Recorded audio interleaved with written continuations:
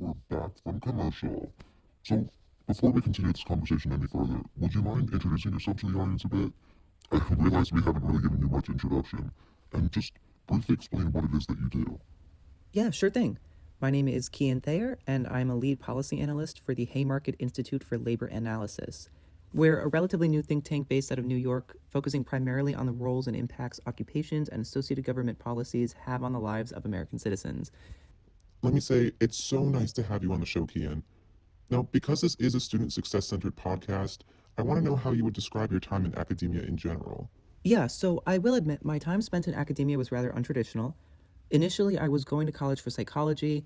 I actually ended up dropping out, however, after my second semester as the pandemic came on. For a while afterwards, I wasn't involved much with anything academically. Truthfully, I thought I had lost my ability to participate in higher education environments altogether. How did that pick back up? How did you feel about that area of your life kicking back into gear? For a while, I was just taking random elective courses at my local community college, Valencia College, it was called actually, before officially deciding to get back into doing my associate's and bachelor's degrees full time. So, break this down for those just tuning in. What did you end up going to Valencia College for? After going back full time, I ended up completing an associate of arts program in general studies. Nothing fancy, but it served as a good foundation as I planned to transfer to a more traditional 4-year institution.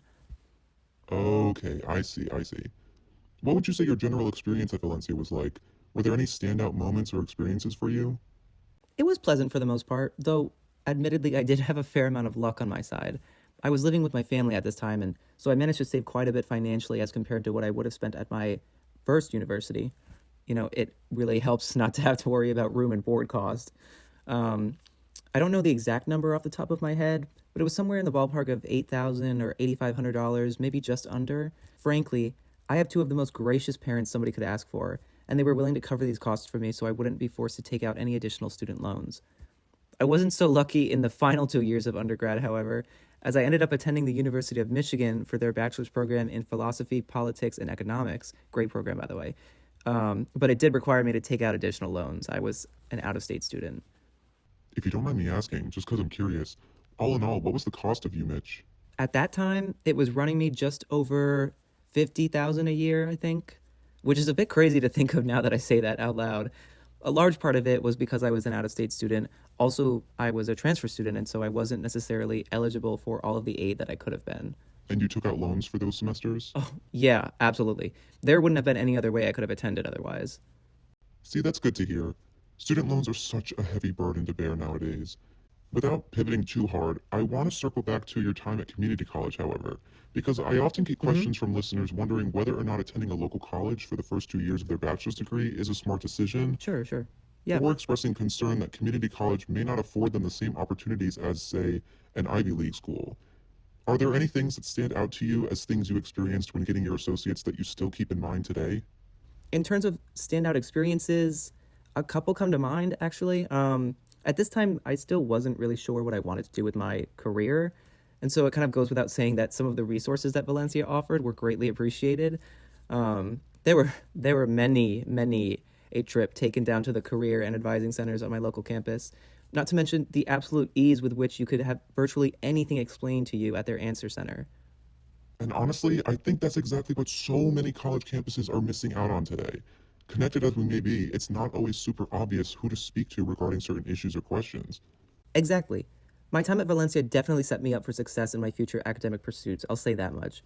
There was one class, too, in particular, that I felt really had an impact on my prospects, especially going into my bachelor's degree program. It was one of those introductory student experience courses for incoming freshmen. Oh, yeah. I gotcha. One of our assignments we had required us to come up with a personal purpose statement, which I felt was sort of profound a little bit because I had to write it out. I'd always had some idea of what I wanted to achieve in my life, but never a definitive way to get there, and I definitely had never really put it into words before. Do you remember your purpose statement at all? Is it something that actually stuck with you? No, yeah, it was totally something I made note of to remember. It may not be it verbatim, it's been a long time, but the purpose I established for myself was definitely something along the lines of like eliciting change in everyday life through the utilization and dissemination of critical thinking skills and expanding of interpersonal connectivity in order to scrutinize the existing structures of society and broader ways of the world. Growing up, the only thing that remained consistent through all of my hypothetical career pathways, and really just life pathways in general, was the desire to feel as though I'm making an impact. For a long while, I had no definitive way of getting there, though, and I had always been relatively interested in political matters and philosophy and the quality of people's lives, but could never make sense of how that could translate into a career. After the pandemic in 2020, though, with the sort of surfacing of injustices and inequities that I was previously unfamiliar with, that desire only grew. And I was constantly looking for ways to manifest that desire and those interests of mine into something tangible. Honestly, that's a bit eerie. It almost reads as a premonition of sorts. I mean, you're basically doing exactly that in your current job, are you not? I have the same thoughts too. It is a bit funny to think my younger self could be so on the mark. Spooky as it may be, though, that desire to elicit change was the catalyst for my discovery of PPE programs. They aren't all that common, at least in the States, but a program like that managed to combine all of my most basic interests into one cohesive experience, which, I should note, allowed me to be where I am today. So, sort of re examining what we touched on earlier in detail, what is it that you do with the Institute? So, I'm a lead policy analyst, which is essentially what it sounds like. A team of analysts and myself look at various recently enacted and proposed legislation in order to better understand it and make recommendations going forward. With Gila, because we are a think tank focused more on occupational equity, the work that we examine is typically related to the field of labor in some way, whether it be workers' rights and unionization, or correlations between labor and various aspects of people's lives. Fair enough. I'd expect some of that myself just from hearing your description. How did you end up landing the role that you're in now, if you don't mind me asking? Not at all. In undergrad, I did a couple internships at nonprofit NGOs and companies loosely centered around the same sort of fields. One of them, my senior year, was a summer internship with the Ford Foundation. When I was there, one of the individuals I connected with the most happened to mention that he was thinking about starting a think tank, and through sheer luck and the power of keeping in touch, I was able to join him once I finished my master's at Chicago. You make it sound easy. The job market has changed quite a bit in the last decade, unfortunately.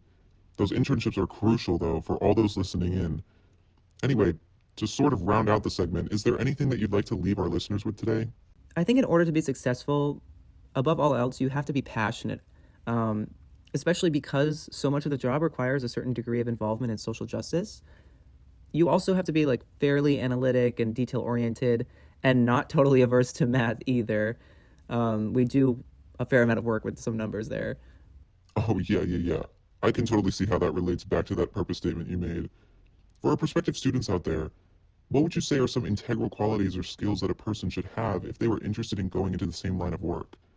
Yeah, if nothing else, I think it's important to have the confidence to move at your own pace and to not give up on yourself if you're not moving as quickly as you think you should.